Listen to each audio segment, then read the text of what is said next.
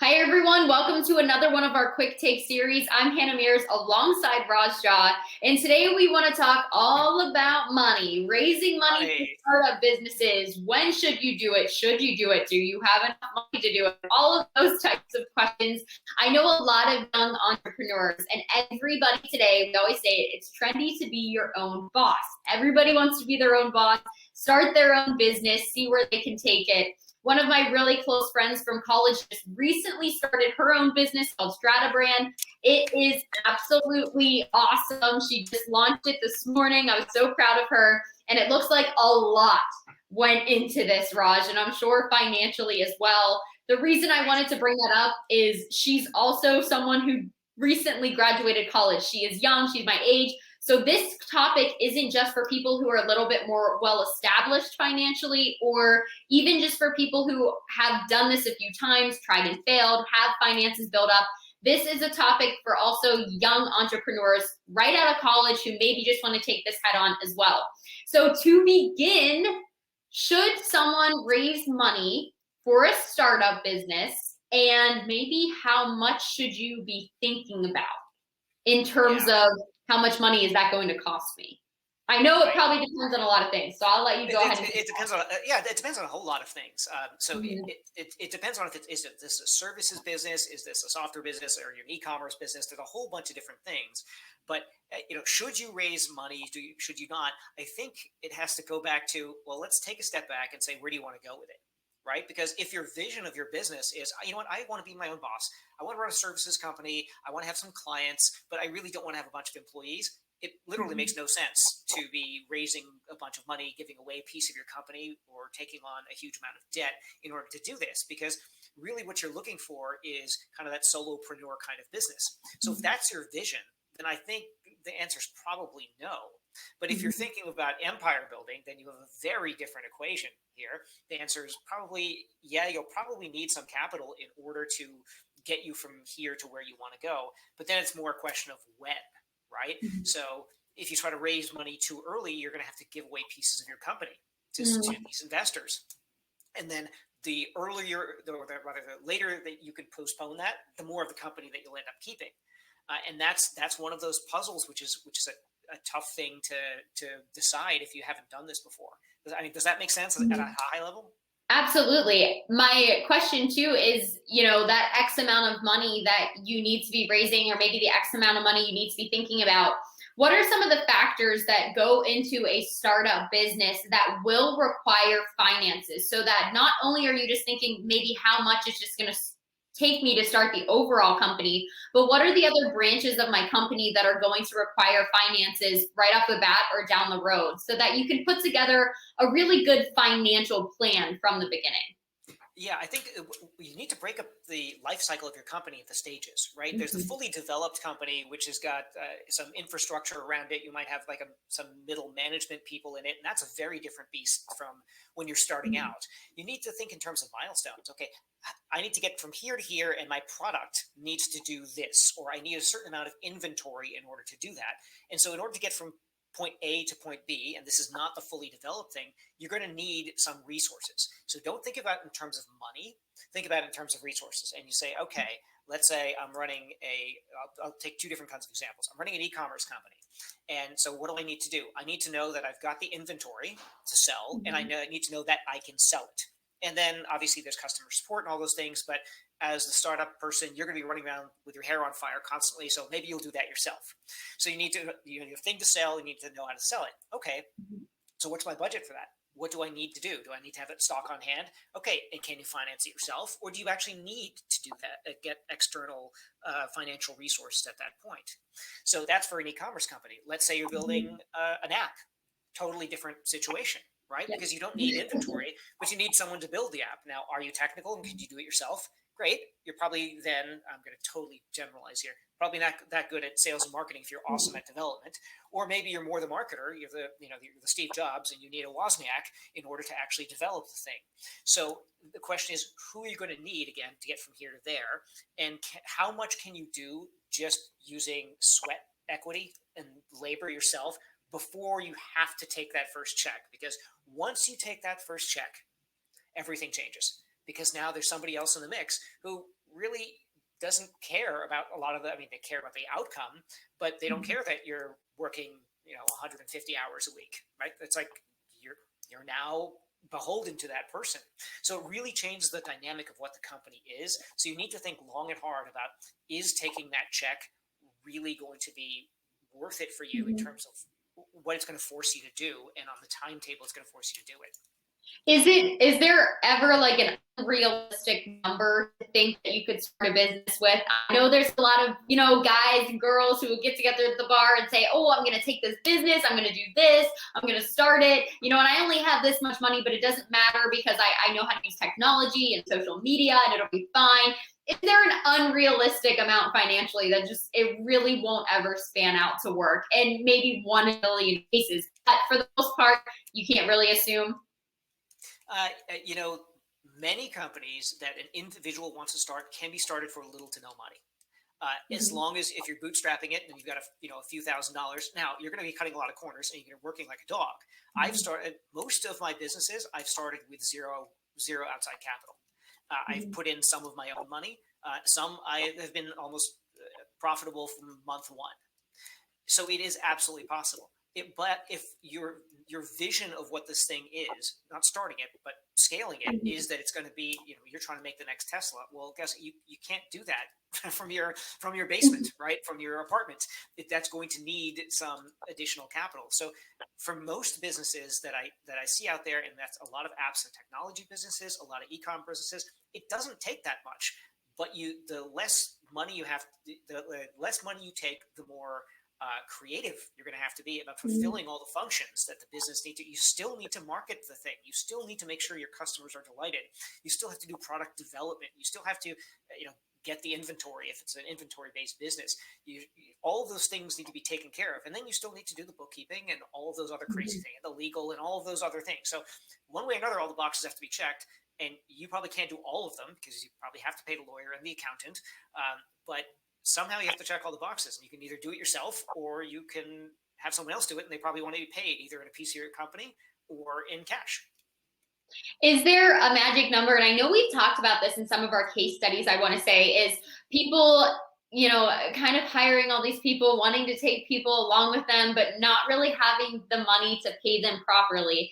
And let's just be honest, nobody, unless they're starting this company with you and working like a dog every day, is really going to want to work for little to no money. Even if they care about you, it's probably just not going to be realistic.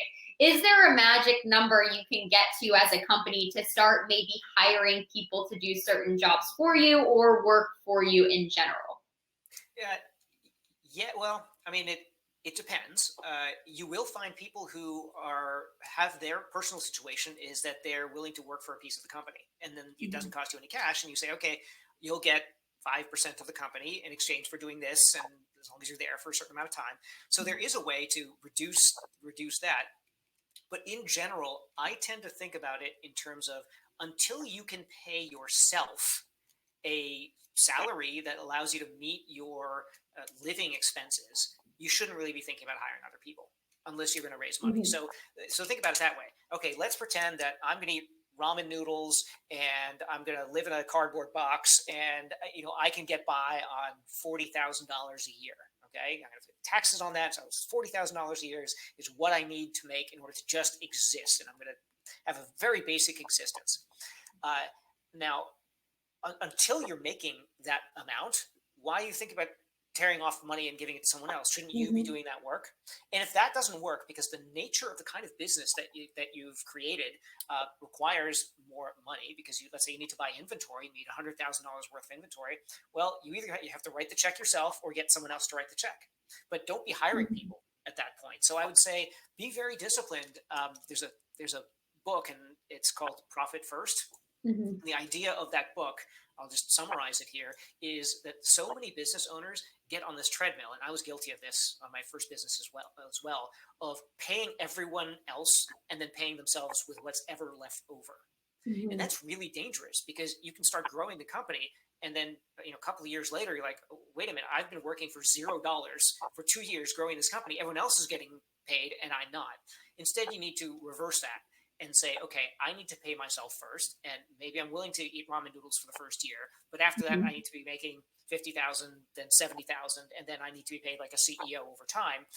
And I'm willing to do that, but you shouldn't do this at the expense of yourself, because it can be very destructive to run on this treadmill and can encourage you to lose money for a long time when you shouldn't be. Hey, I'm still for the ramen noodle trend. So fresh up. Exactly, it's good. It's so healthy. It's so healthy. I'm doing well. I'll just run a few miles, right? And then I'll eat another bowl. But no, something I like that you said in there was mentioning about reading books, which we will definitely talk about in one of our next series. Raj is all about books. He gave me a book. I love it. I read it. I love reading books. But something else that you had talked about was something that you maybe have learned along the way. So in all the businesses that you started, what were some of the biggest financial lessons you learned early to not repeat those mistakes again? I think the biggest financial lessons I learned are mostly around marketing and advertising. Mm-hmm. And that is that you have to expect that most marketing advertising won't work.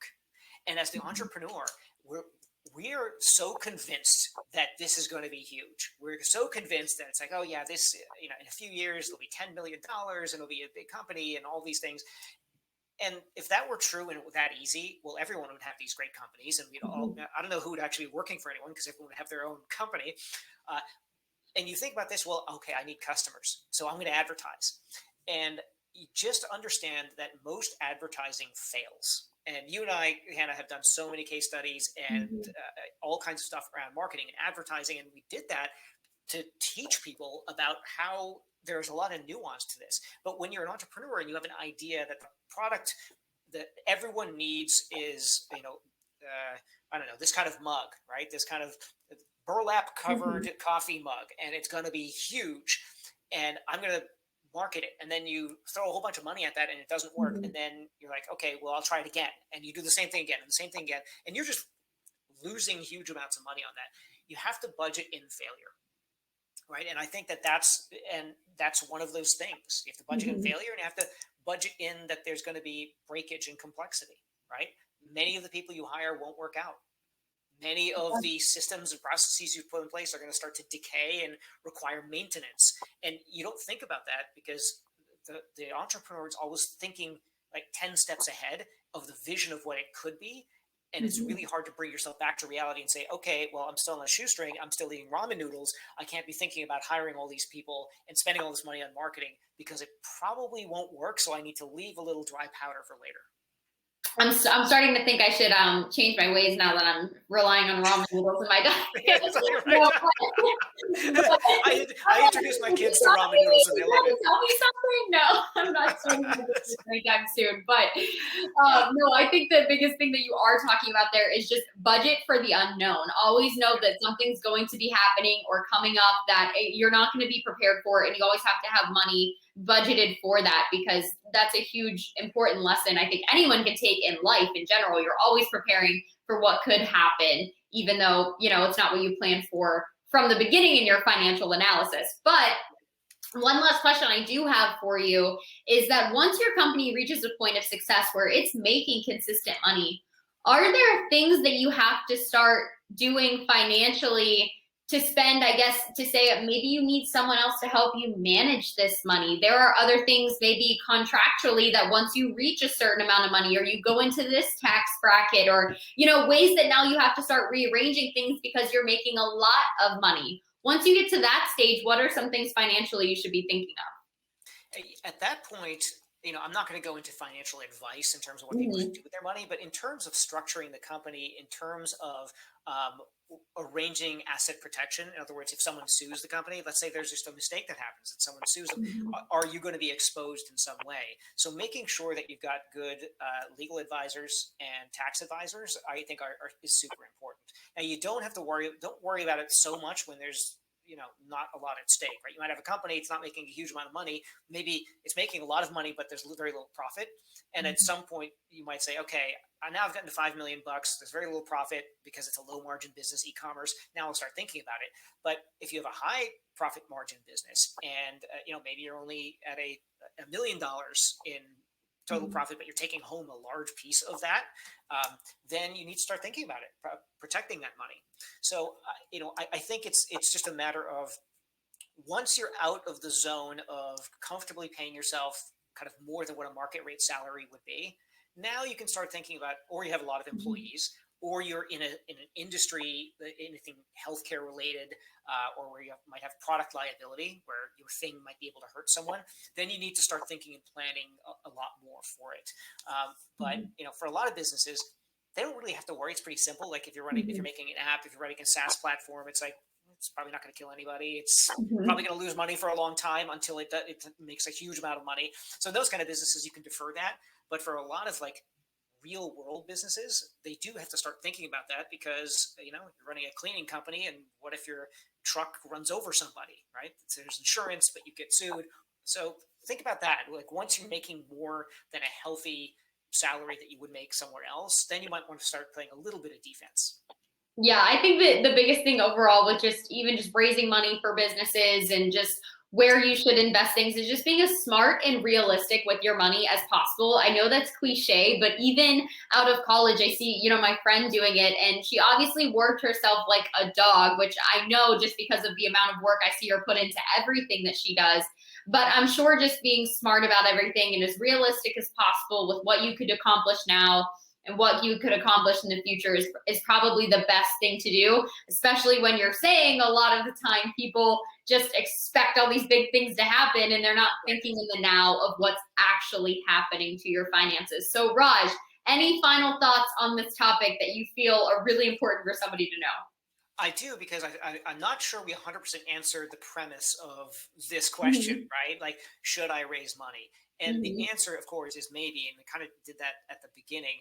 I think that the question is, how long can you put off doing that and still be able to live, is kind of threshold number one. Because the sooner you raise money, the sooner you're changing the nature of things and you're starting to dilute the cap table of your company. So you're owning less of the company. But you need to balance that with how fast will that investment allow me to grow. And so that is the decision, and there's not necessarily a right answer. But if you always keep both of those in mind and say, okay, I want to hold on to as much as possible, and I want to pay myself a reasonable salary and get to that point as soon as I can, and then think, okay, how can I make this thing even bigger? That's the right point. So unless you're doing something that's only a moonshot, right? It's either really big or it's zero. And some software companies are like that. That's a different kind of discussion. But for most people starting businesses, I think it's really, how long can I hold off on it? And then if I get $1 in investment or in debt or something, can I turn that dollar into $1.20, $1.50? And then how often can I do that and make the flywheel run faster? So that's kind of how I think about it at high level. Yeah, so a lot of it is, it depends, but hopefully there were things that we talked about throughout here that when we say the question or answer the question with it depends, we gave you enough of a context to say, here are some of the things that it could depend on. Here are some of the warning symbols you should look out for, but overall, I think that was a great summary there at the end, Raj. So thank you so much for helping our entrepreneurs with their startup financial entrepreneurs advice, I guess, our financial opinion. I mean, exactly. Whatever you want to call it here, but thank you so much, Raj. You always have wonderful insight. Please feel free to check out all of our other videos as well. We've done crash course series, we have done case studies, we've done quick takes. So lots of good information in the business world for all of you out there. Raj, thank you so much again. Thank you, Hannah. Talk soon.